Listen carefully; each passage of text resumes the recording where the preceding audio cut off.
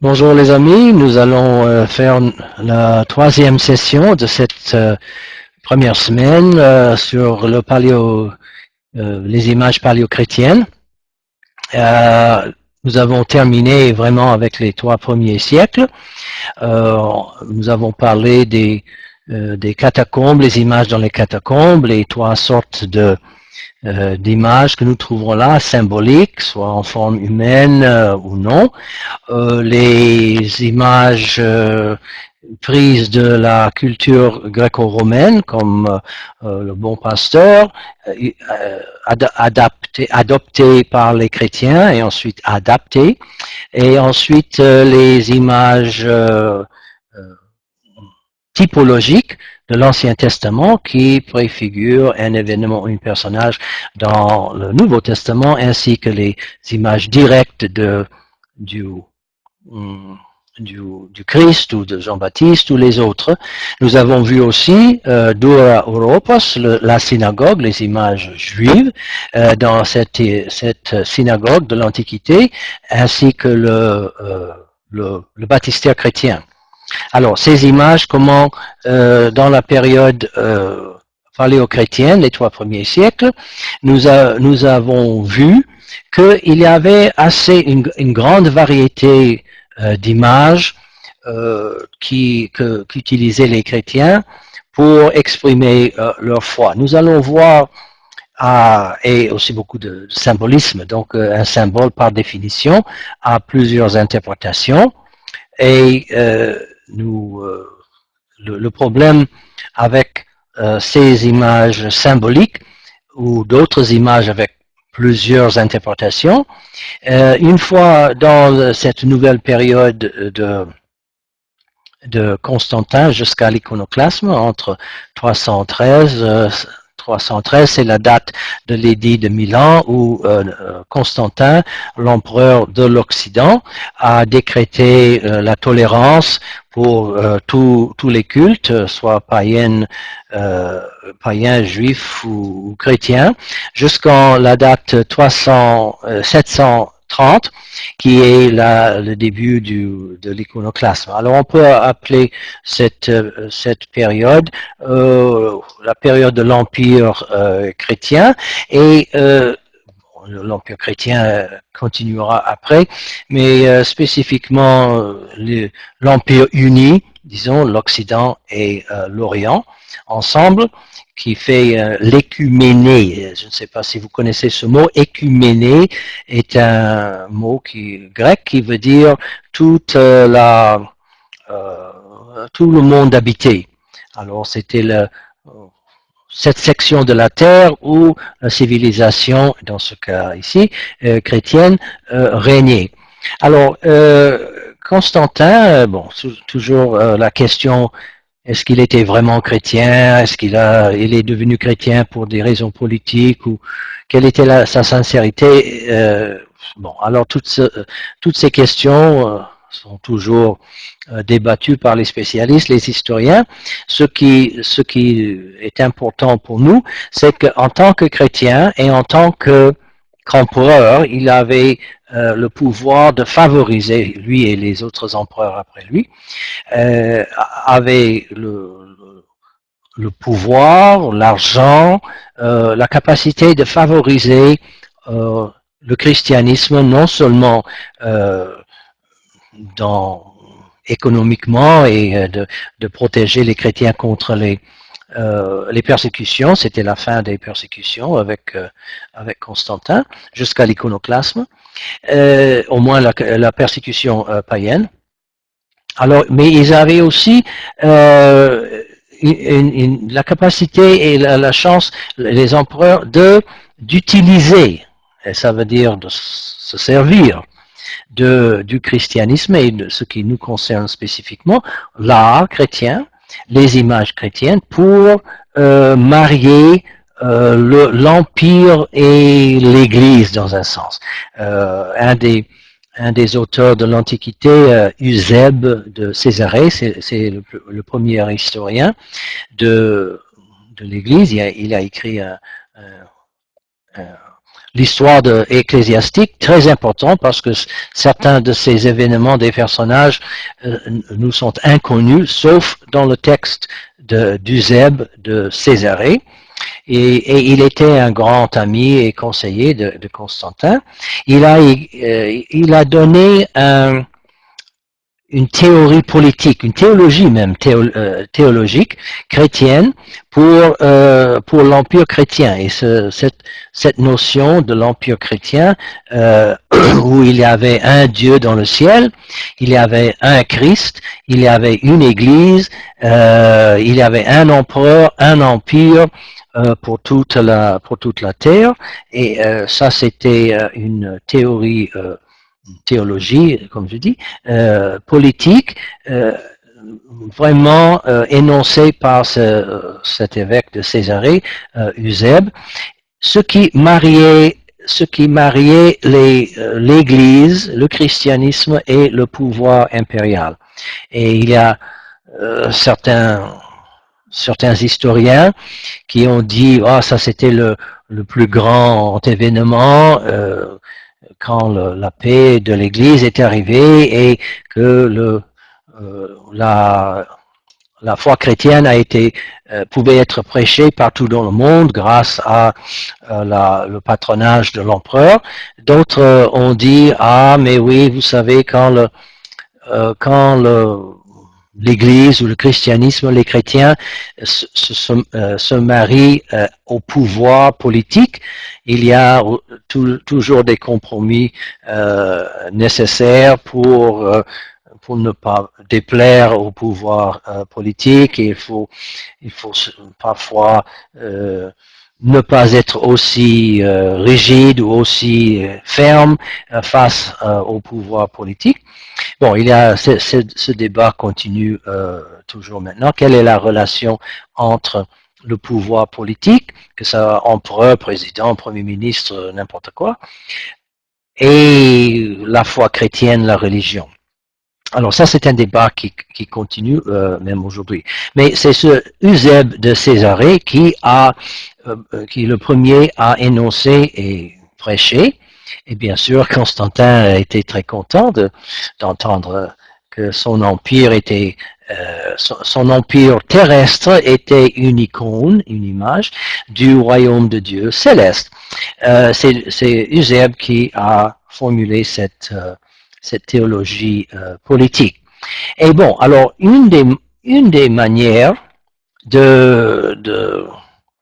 d'utiliser, de se servir du christianisme, c'était de prendre les images chrétiennes et d'appliquer certaines caractéristiques de l'art impérial, l'art qui précédait la paix de l'Église en 313, pour exprimer la foi. Alors combiner certaines images impériales avec le Christ, nous allons voir comment on continue à faire cette adoption, voilà les deux mots très importants, adopter le christianisme, l'Église, les chrétiens vont adopter cette fois certaines formes de l'art impérial et les adapter à une expression d'un événement dans la vie du Christ.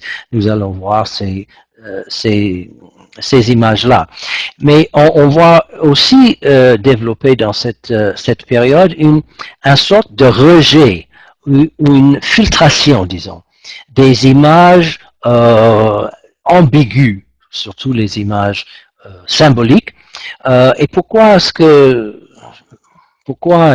développement, cette filtration des images vagues ou ambiguës?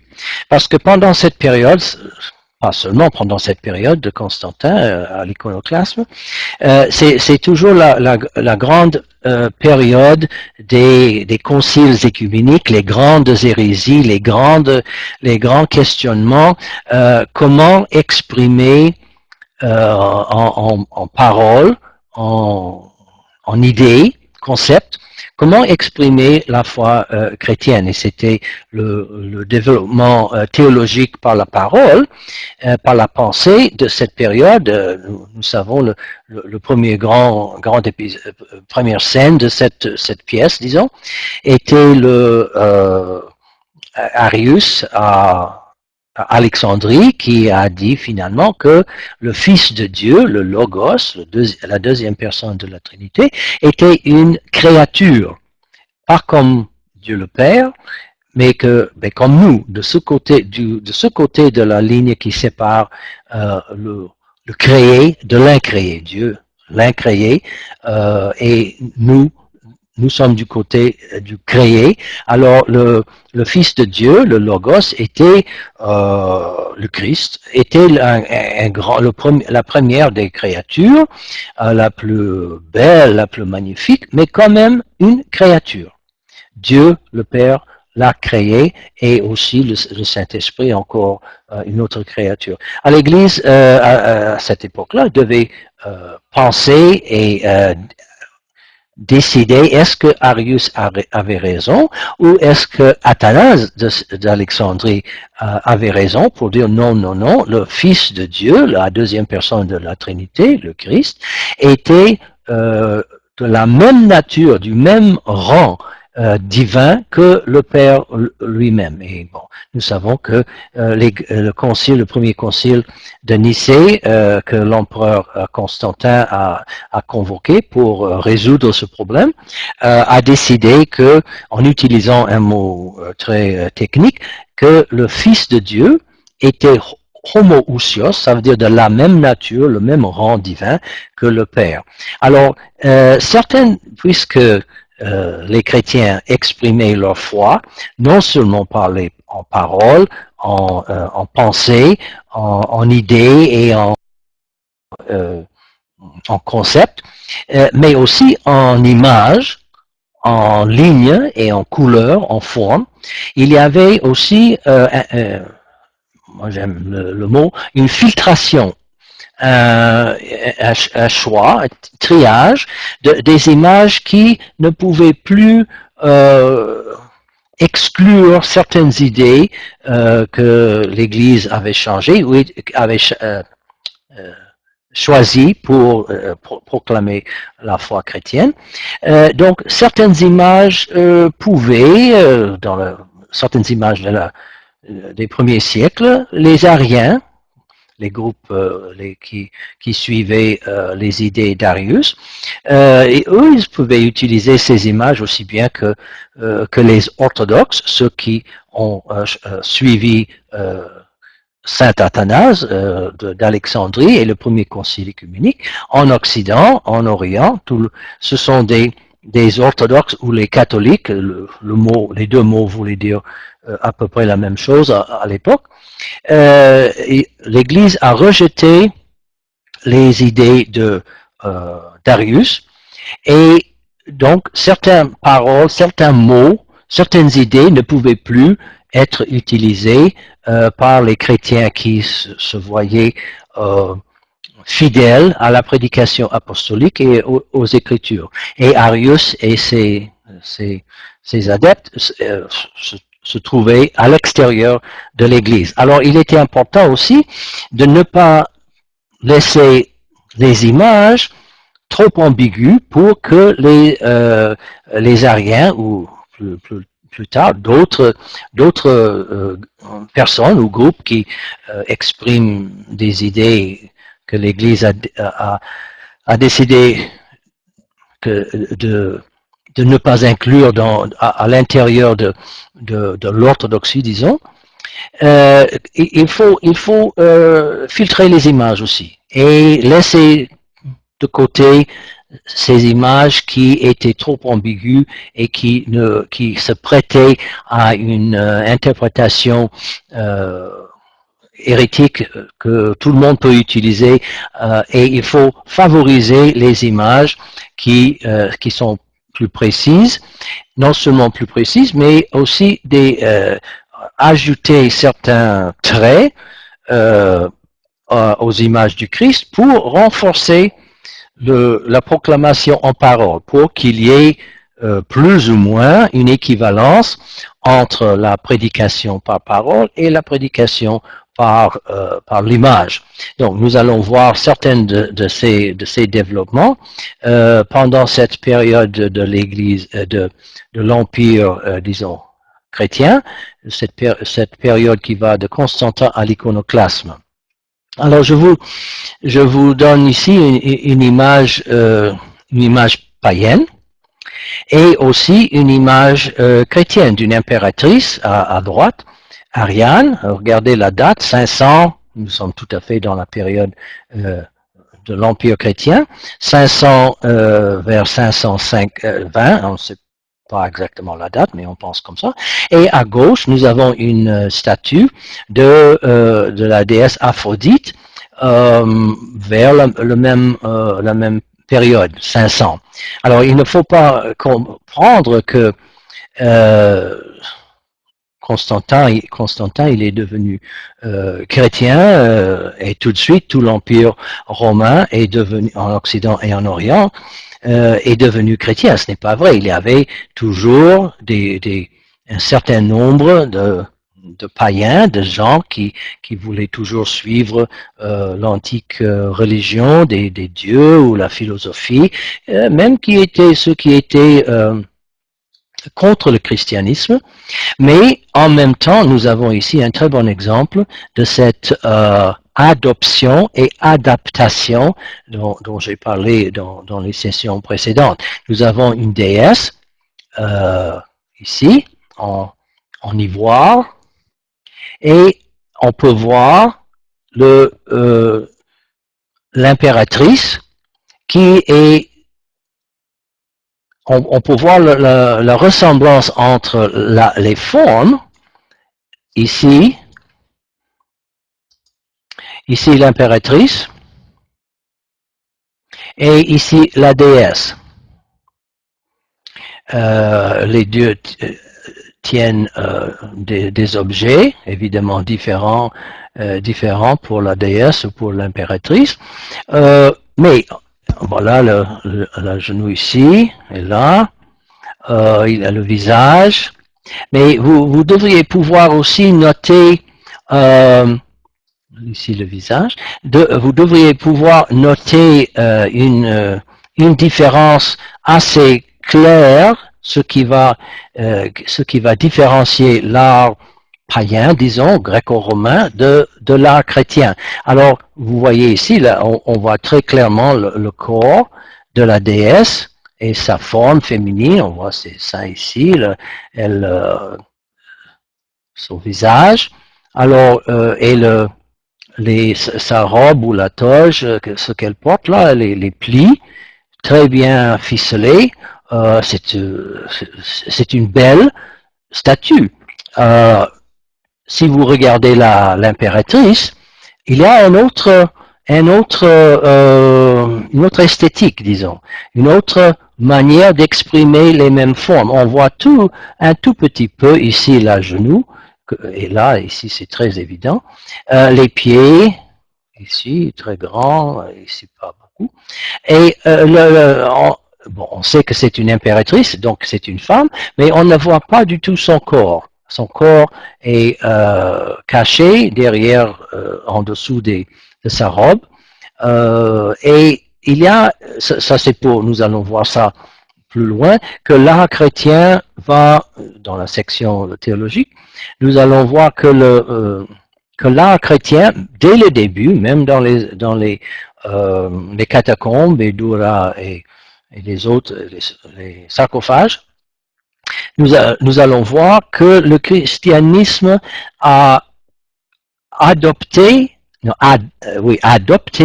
mais ensuite a adapté les formes de la culture gréco-romaine. Et c'est cette nouvelle foi, on verra, cette nouvelle foi va inspirer une nouvelle manière d'exprimer cette foi en forme. Et il y aura des adaptations des formes venant de l'Antiquité. Et nous voyons ici un très bel exemple de cette adoption, mais aussi une adaptation. Alors, voilà un autre exemple. Qu'est-ce que nous avons ici à côté? Bon, c'est tout à fait une image païenne, l'apothéose d'un empereur. Alors l'empereur, ici, dans sa gloire, il entre victorieux toujours. À Rome, l'empereur est toujours victorieux, même en défaite. Mais ici, l'empereur, et il vient de mourir, et les chevaux, un quadrige, l'emportent vers le ciel, vers le domaine des dieux, les dieux ici en haut, et disons, nous dirions, des anges, pas tout à fait anges dans le sens de la religion païenne, mais des êtres, disons, célestes, l'introduit parmi les dieux au Mont Olympe ou à les Champs-Élysées. Champs-Élysées, pas à Paris, mais selon la religion de l'Antiquité, les Champs-Élysées, c'est le lieu où se trouvent les âmes des hommes ou femmes dignes d'être parmi les dieux. Alors, cette image, tout à fait apothéose d'un empereur, et regardez comment les chrétiens ont adopté et adapté cette image. Alors nous avons ici, qu'est-ce qu'on voit? Toujours on pose la question en regardant, qu'est-ce qu'on voit? Alors on voit des femmes ici, une sorte de, je sais pas, monument, ici quelqu'un qui monte, un arbre, d'autres personnes ici, voilà. Alors, qu'est-ce que nous avons ici? Nous avons deux images finalement. Nous avons une image de la résurrection, qui est ici, comme nous avons vu dans l'image de Dura, Europos. Ça, c'est le tombeau du Christ.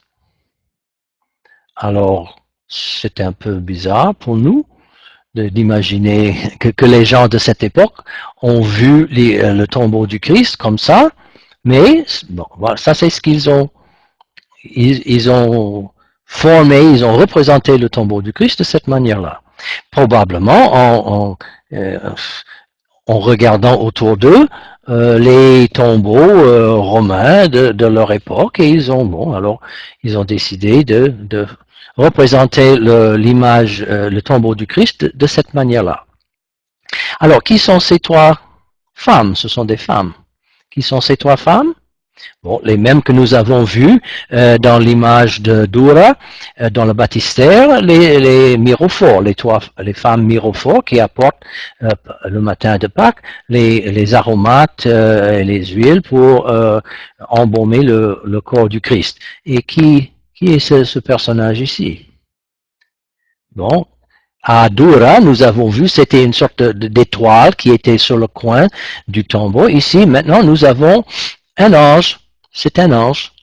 Ça représente un ange. Mais est-ce qu'il a des ailes? Regardez, il n'a pas encore d'ailes. Et il était là pour dire aux femmes myrophores que le Christ n'est plus là, il est ressuscité, allez dire ça aux apôtres.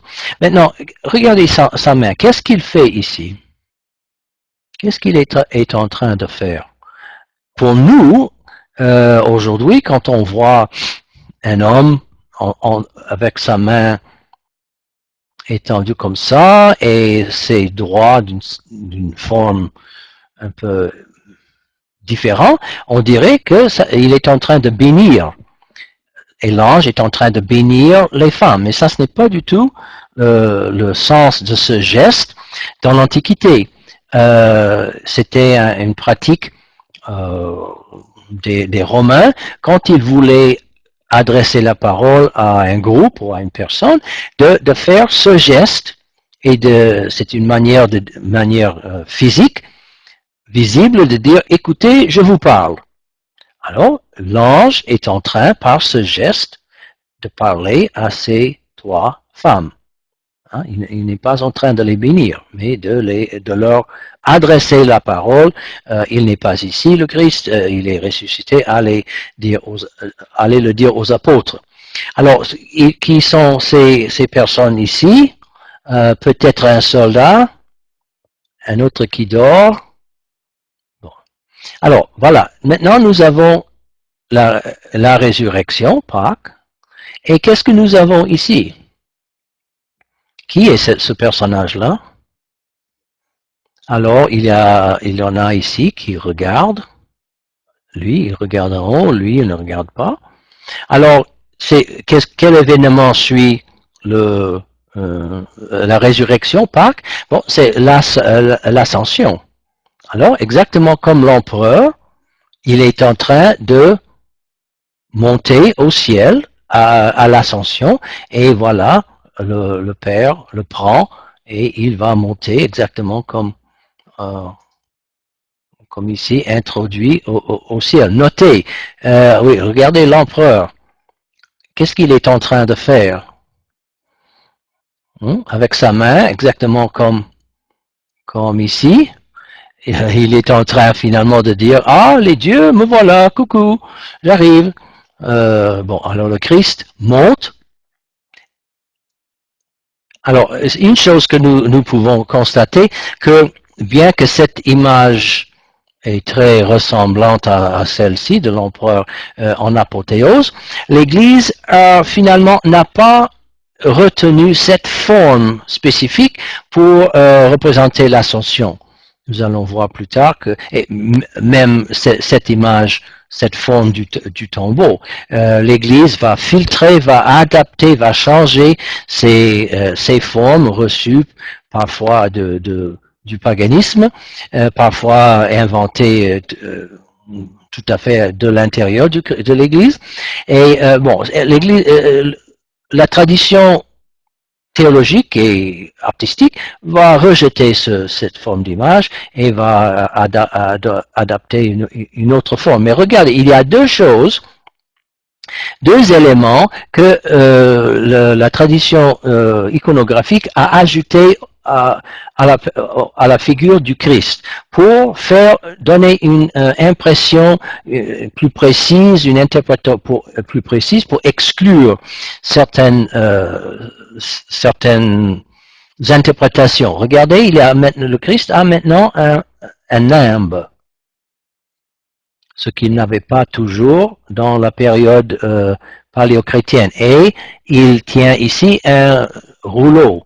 Parfois, ça va être un livre. Ici, c'est un rouleau. Et ces deux traits vont devenir des traits classiques de la personne du Christ qui nous aident à l'identifier dans les images subséquentes. Alors, pourquoi est-ce qu'il a un auréole, un nimbe? Bon, dans l'Antiquité, les empereurs, on ne le voit pas ici, mais les empereurs avaient aussi un nimbe. C'était un signe de haute nobilité, sinon de divinité. Alors, on a commencé, puisque les Ariens disaient que le Fils de Dieu était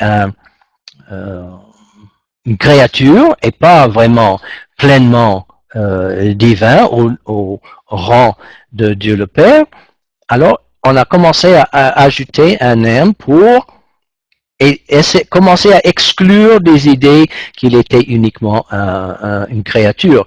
Et bon, là, ici, qui portait un rouleau ou un livre même aujourd'hui, si on voit quelqu'un qui porte des livres, on comprend que c'est peut-être un étudiant, un professeur, c'est quelqu'un qui est intéressé à des idées. Alors, le philosophe, le Christ philosophe, porte un rouleau ou un livre pour montrer que lui, il enseigne la vraie philosophie et que les autres sont des philosophes partiels ou de faux philosophes, ça dépend de leurs idées, mais que la vraie philosophie, le christianisme, et le vrai philosophe, le Christ, c'est lui qui porte ce rouleau.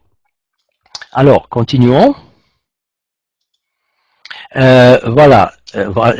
Ça c'est aussi dans une catacombe, mais regardez la date, 350, au début de cette période, de notre période de Constantin à l'iconoclasme. Et qu'est-ce que vous notez? Regardez comment la Mère de Dieu porte maintenant le Christ ici.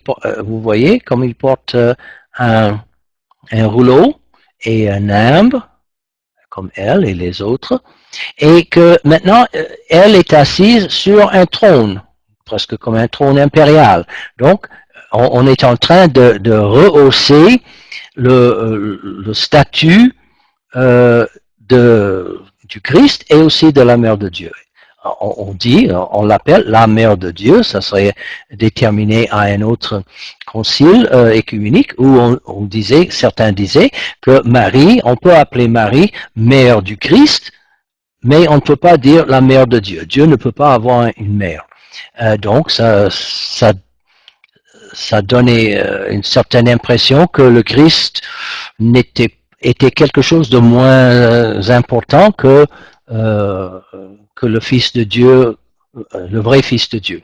De toute façon, on voit ici que Marie et l'enfant sont assis maintenant sur un trône pour leur donner une importance, pour élever leur importance, leur nobilité, leur rang, une adaptation de l'art impérial, un trône, ce n'est pas seulement une chaise, mais un trône, une combinaison de la mère et de l'enfant sur un trône impérial. Nous sommes ici face à des personnages de très haut rang. Alors, le Christ aussi, regardez la date ici, c'est le Christ sur un trône. Alors, ce n'est pas seulement une chaise, n'importe quelle chaise, mais un trône vraiment. Et qu'est-ce qu'on voit? Qu'est-ce qu'on voit? On voit un personnage que nous pouvons identifier par le nimbe, par voilà un livre ouvert avec un. Et regardez sa main ici. Est-ce qu'il est en train de bénir les apôtres et pas ceux qui sont ici? Non. Il est en train de leur adresser la parole. Ça, c'est ce que ça veut dire dans les images de l'Antiquité. Alors, il était assis sur un trône, et voilà les apôtres, et même, regarde, comme je vous ai montré la dernière fois, une image de Saint-Pierre, barbe courte, blanche et bouclée, cheveux courts et bouclés, et ici de ce côté, l'image de Saint Paul, chauve un peu sur le front et une barbe longue et pointue.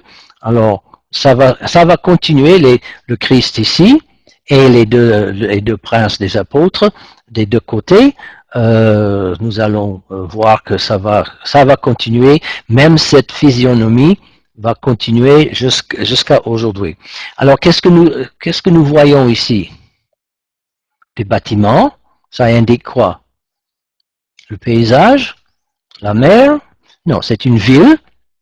Alors nous sommes dans une ville, dans une sorte de cour ici, un cour intérieur peut-être, avec des bâtiments. Et quelles sont ces images-là? Ce sont les quatre signes de l'époque de la fin des temps, eschatologique, et bon, nous sommes, et avec une grande croix ici, on peut interpréter ça, voir ça comme le Christ, le roi du royaume de Dieu, et entouré des signes apocalyptiques ou eschatologiques, qui sont devenus avec le temps les symboles aussi des quatre évangélistes. Mais nous avons ici le Christ dans la Jérusalem céleste. Regardez un autre élément que nous allons voir, qui va être ajouté à l'image du Christ. Et ça, c'est la croix. Ici, c'est au-dessus de sa tête. Mais un des grands problèmes dans cette période sera une hérésie, une grande discussion. Quelle sorte d'homme était ce Jésus? Est-ce que c'était d'accord, tout le monde dit d'accord, le Fils de Dieu est devenu homme. Est-ce qu'il est devenu un vrai homme, exactement comme nous, ou est-ce que c'était seulement en apparence? On appelle ça le docétisme. L'incarnation était seulement en apparence, et qu'il n'était pas vraiment mort sur la croix. Ça, ce n'est pas digne du Fils de Dieu de mourir sur la croix. Mais l'Église a commencé pour contrer, dans son iconographie, a commencé à associer à l'image du Christ une croix. Et finalement, éventuellement, il y aura une croix installée dans le limbe du Christ pour précisément, pour précisément dire que cet homme, ce Jésus de Nazareth, vraiment est celui qui est mort sur la croix. Ici, la croix est associée dans le ciel. Peut-être ça peut être aussi la croix que Constantin a vue avant la bataille qu'il a eu avec l'empereur rival sur le pont Milvien. Alors, mais on verra avec le temps que la croix va va être mise à l'intérieur du limbe. Ici, encore dans les catacombes, regardez cette image. Image de qui là? Bon, voilà, nous pouvons voir ici le limbe, mais voilà la lettre alpha et oméga. Pour un chrétien, c'est un peu difficile de ne pas comprendre que, ici encore, que ce personnage, cet homme, alpha et oméga, est celui qui était dès le début, au début et à la fin. Ce n'était pas une créature, c'est une manière que l'Église a prise pour identifier la nature de cet homme, Jésus. Il était un personnage qui dépasse l'histoire, il était présent au début, il sera présent à la fin, et évidemment, il était présent aussi avec les hommes pendant sa vie terrestre. Finalement, l'Église ne va pas retenir beaucoup l'alpha et l'oméga, la première et dernière lettre de l'alphabet grec. Mais bon, à cette époque-là, c'était une manière de préciser la nature de la personne représentée, le Christ. Voilà une autre, encore dans les catacombes. Et voilà, tout vraiment au début, vous voyez que le héros, les premières lettres du Christ, Marie en orante, et l'enfant ici, regardez, elle est tout à fait représentée comme une dame romaine, une aristocrate, une femme noble avec des boucles d'oreilles même, avec un voile, et des bijoux ici. Évidemment, Marie n'était pas une dame romaine. Et l'Église va éventuellement, voilà ça, boucle d'oreille. L'Église, elle n'était pas une dame romaine, elle était une jeune juive. Alors l'Église va éventuellement rejeter, filtrer les images de Marie et aussi les images du Christ, qui montraient ici en style un jeune grec, imberbe. Bon, il était jeune de toute façon pour cette image, mais aussi dans d'autres images, il ne sera plus représenté comme un jeune homme grec, imberbe, beau, nu, parce qu'il n'était pas grec, il était un juif de 33 ans, et parce qu'à un certain moment, la question de la nature de l'humanité du Christ était au centre des discussions. Une image qui représentait le Christ d'une manière évidemment différente de sa vraie sa vrai personnage historique, mettait en doute la précision de son humanité. Alors cette représentation du Christ dans le style gréco-romain va être rejetée en faveur de, comme vous voyez ici, le style syrien, le style sémitique. Il va être un homme de 33 ans, un juif foncé. Il va avoir tous les traits d'un homme sémitique de cette époque-là, ce qui est conforme à l'histoire. Vous voyez ici encore l'alpha à l'oméga. Et qui est-ce que vous voyez à côté? Alors maintenant, vous devriez pouvoir identifier un homme avec une barbe blanche, courte, bouclée, avec des cheveux courts et bouclés, et un autre homme à côté, avec un peu chauve ici sur la tête, une barbe longue et pointue, une barbe courte et bouclée, cheveux blancs et bouclés. Alors évidemment, ça c'est Saint-Pierre et Saint-Paul. Et nous avons combiné ici en bas, nous voyons, avec un symbole, ça c'est ce que nous avons déjà vu dans la première session. Le Christ est identifié comme un agneau, l'agneau de Dieu, mais avec un nimbe. Éventuellement, l'Église va même rejeter cette image, pas condamner, mais dire tout simplement filtrer de ces deux images, l'agneau de Dieu comme une préfiguration, l'agneau pascal dans l'Ancien Testament, l'Église va préférer l'image de la réalité de l'incarnation, le Christ homme, pleinement et réellement incarné, et cette image-là de l'agneau va être jugée comme trop ambiguë, et l'Église va préférer l'image du Christ incarné, du Logos incréé, du Logos, oui, incréé. Bon, ça c'est très connu, cette image de l'impératrice Théodora à Ravenne, et nous sommes très bien, la voilà, notez que elle, impératrice, elle a un nimbe aussi.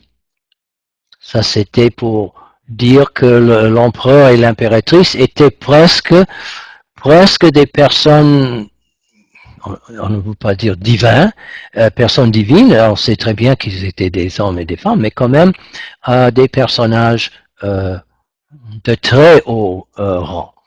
Et si vous regardez ici en bas, sa robe, vous pouvez voir, ce n'est pas très clair, mais ce sont les trois mages qui présentent leur cadeau à la Mère de Dieu et au Christ. La même chose pour l'empereur Justinien. Nous sommes tout à fait dans l'expression, la manière de voir l'esthétique chrétienne. Nous sommes, on peut dire, c'est le début de l'art, ce qu'on dit byzantin, et vous voyez sur le bouclier des soldats, le héros.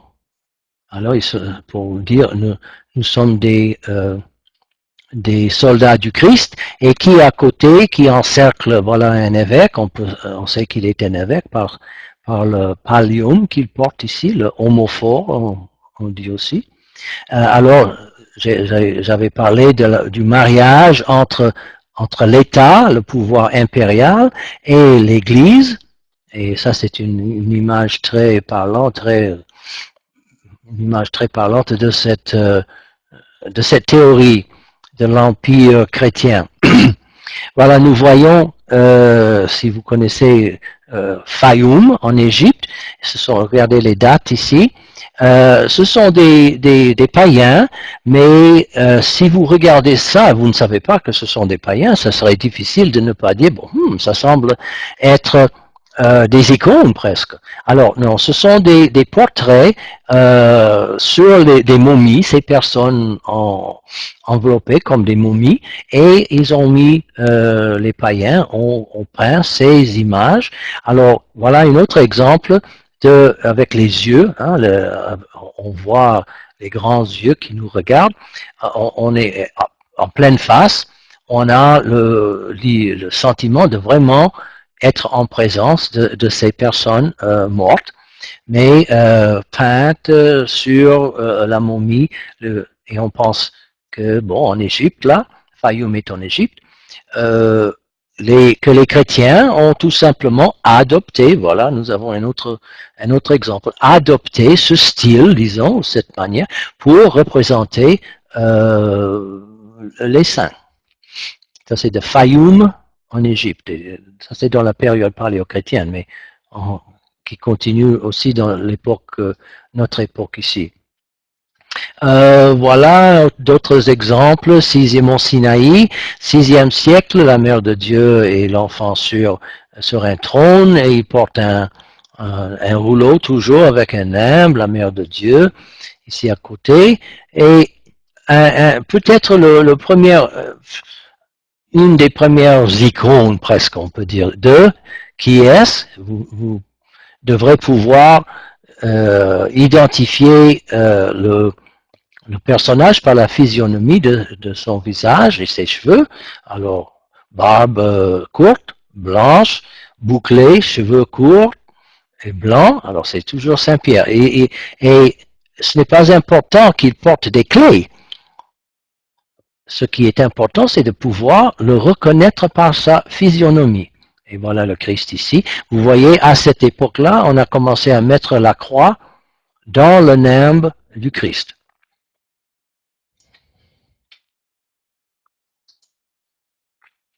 Deux exemples très, très clairs ici, le style grec, jeune homme, imberbe, beau, et le style plutôt syrien, un homme d'âge mûr et avec des cheveux, une barbe, et il est en train, le geste, de parler.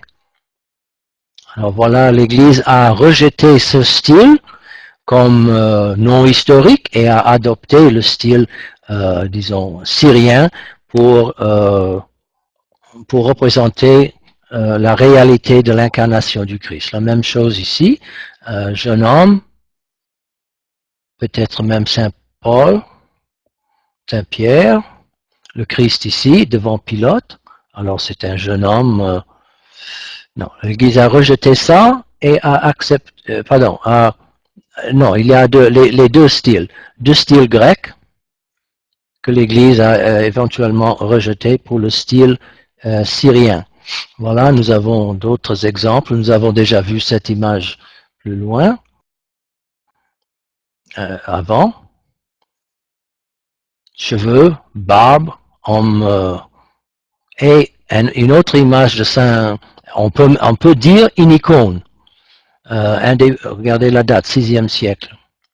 Alors, et ici, il est en train, ce geste et maintenant représente une sorte de bénédiction, mais aussi une bénédiction. Si on reçoit une bénédiction, c'est que quelqu'un nous parle. On ne fait pas une bénédiction dans l'air, seul, dans le désert, mais on bénit des personnes.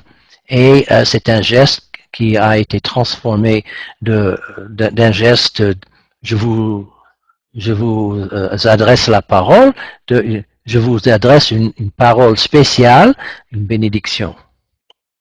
Et voilà la croix, toujours la croix, le livre, les évangiles, comme un philosophe qui enseigne la vraie philosophie. Alors voilà un très bon exemple, nous allons terminer avec ça. On va jouer un tout petit peu.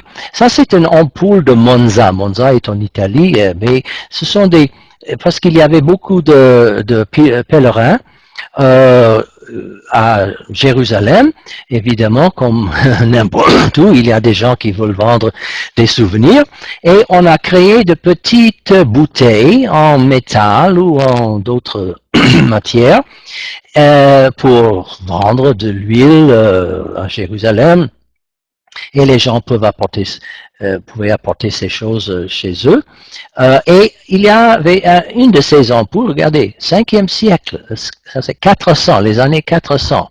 Et il y a six petites images ici, et ce qui va être caractéristique de cette période que nous étudions, c'est que les images que nous voyons ici sont presque la même forme, pas aussi détaillée, mais les mêmes formes que les icônes des grandes fêtes que nous allons étudier dans la troisième module de notre cours.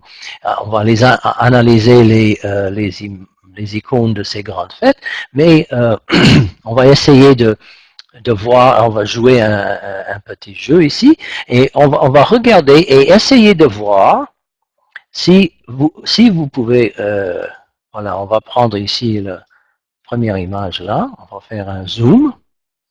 Est-ce que vous pouvez identifier cette fête? C'est quoi? Qu'est-ce que vous voyez ici? Et quelle est la fête représentée par cette image? Alors vous voyez ici un cercle et quelqu'un au milieu, regardez, il est nimbé, il porte, je pense qu'il je ne vois pas, peut-être un rouleau là, peut-être. Il y a une croix, vous voyez une sorte de bizarre croix, de personnages ailés, comme l'empereur que nous avons vu dans l'apothéose. Ici en bas, il y a des gens, un personnage qui est plus haut que les autres, donc plus important, et des gens ici à côté. Pouvez-vous l'identifier? Et si je vous dis que c'est le baptême du Christ, allez-vous me croire? J'espère que non. Non, c'est l'ascension. Et c'est presque identique à la forme de l'ascension que nous voyons, que nous avons aujourd'hui dans cette image. Et ici, ça, ce n'est pas devenu, cette scène était très importante dans l'Antiquité, mais qui a perdu son importance vraiment. Alors, il y a deux femmes qui se rencontrent. Alors, l'une est enceinte, l'autre aussi enceinte. Alors, c'est Marie et Élisabeth qui se rencontrent et qui se saluent, qui s'embrassent. Cette image de Marie et Élisabeth est beaucoup moins importante aujourd'hui, mais à cette époque-là, on la voit très souvent. Alors, ça devrait être facile à identifier. Voilà une croix, deux hommes, pour nous, bizarrement représentés avec leurs pieds liés, comme ça. D'autres hommes, la croix est petite, et regardez ici en haut. Alors, avec un homme, avec un nimbe, et une croix aussi dans le nimbe.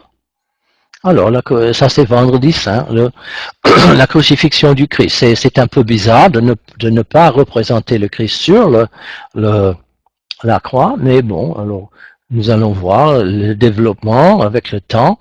Le Christ va prendre sa place sur la croix. Et là, où est-ce que nous avons déjà vu? Nous avons déjà vu deux images qui montrent un petit bâtiment, je ne sais pas, une petite maison, et un personnage ici à côté, avec des ailes, qui a ce geste-là. Deux personnes ici, parce qu'il n'y a pas beaucoup d'espace, mais on devrait avoir une troisième, et cette autre personne aussi lui parle. Alors ça c'est l'anastasis, la résurrection. L'ange qui parle au mirophore, et voilà le tombeau du Christ. Elle porte ici, je pense, les aromates pour embaumer le corps du Christ. Ah, ça devrait être très facile. Un petit bonhomme dans l'eau, nu, ici à côté, un homme, une colombe qui descend, il y a de l'eau, il y a un ange, voilà ses ailes. Et ça, c'est presque parfait. Sauf que dans les images, les icônes du Christ, du baptême aujourd'hui, le Christ n'est pas un petit bonhomme, mais un homme normal, parce que encore, montrer le Christ un homme, adulte, de 33 ans, comme un petit garçon, était une entorse à la vérité historique. Il n'était pas un petit garçon, mais il était un homme. Donc, on le montre pas comme un petit garçon, mais comme un homme. Et presque toujours, il y a deux personnages. Voilà les ailes, donc un ange. Ici, une dame, nimbée. Elle est en train de filer. Et l'ange, il ne la bénit pas, il lui adresse la parole. Donc, c'est l'annonciation. Et au milieu, une dame ici, couchée. Voilà une sorte de maison. Voilà un homme qui il réfléchit. Un bébé, une étoile, bœuf, âne. Alors, ça c'est une très ancienne image, presque des éléments très caractéristiques de l'icône de Noël que nous allons étudier plus loin. Joseph, comment est-ce qu'on peut avoir une dame et moi je suis le mari et je sais que je ne suis pas le papa, mais quand même il réfléchit sérieusement à ce miracle, Marie là, et les autres éléments de l'icône de Noël.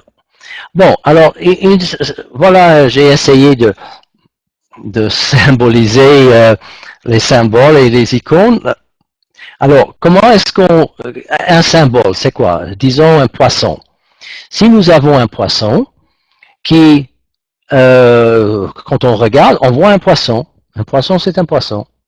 Mais pour la personne ici qui sait le contenu, qui connaît le symbole, mais aussi qui connaît le contenu, donc la signification de ce poisson dans ce cas-là, l'autre personne qui voit le symbole voit non seulement un poisson, mais qui connaît aussi le contenu, la signification de ce symbole. Une couronne pourrait être la même chose, disons pour la reine, un tiare pour le pape de Rome, l'évêque de Rome, ou l'aigle pour les États-Unis, un ours pour la Russie. Il y a deux personnes qui, les deux, connaissent le symbole lui-même et aussi le contenu. Alors c'est un symbole vivant. Le problème, c'est que très souvent, une personne le groupe qui reconnaissait le symbole disparaît et il y a seulement ceux qui reconnaissent le symbole lui-même et le contenu, et le symbole perd sa vie, devient mort et qui ne parle plus. Par contre, une icône, nous avons ici le fidèle ou la personne qui regarde, et à travers l'image peinte, ou une fresque, ou disons le Christ, il y a une vraie personne derrière l'icône. Alors nous avons ici, on va utiliser l'expression type et prototype. Voilà le type. Type veut dire l'image peinte, les photos par exemple, l'icône, et le prototype est le Christ lui-même. Si c'est Marie ici, alors Marie est Marie est le prototype, et ici est le type, et le fidèle voit la personne réelle à travers l'image. Je pense que j'ai dit que ça c'était le type. Non. Ici c'est le prototype, la vraie personne représentée, votre grand-mère ou ou le président, ou le premier ministre, la reine, l'empereur du Japon. Son image est le type et la personne qui regarde est le fidèle ou la personne qui regarde l'image. On va utiliser ces expressions, ces mots encore plus loin. Le prototype, la vraie personne, et le type, l'image créée. Alors, nous avons, oui, on va parler de ça une autre fois. Tout ça, nous avons déjà vu cette image ici, où le Christ en Angleterre, je pense que je vous l'ai montré la dernière fois, le Christ, et maintenant, il n'a pas de nimbe, mais il a le hero, la lettre X pour nous, et la lettre R, ce n'est pas la P, mais en grec, ça c'est la lettre R, le hero, Christos, derrière sa tête pour l'identifier comme le Christ. Évidemment, les autres images, les autres traits, disons classiques, ne sont pas encore là. Nous sommes qu'au IVe siècle, mais avec le temps, d'autres traits vont être ajoutés pour préciser la nature de cette personne, le Christ, Jésus de Nazareth, et nous allons voir ces choses dans les sessions, dans les semaines qui viennent. Alors, au revoir et à la prochaine.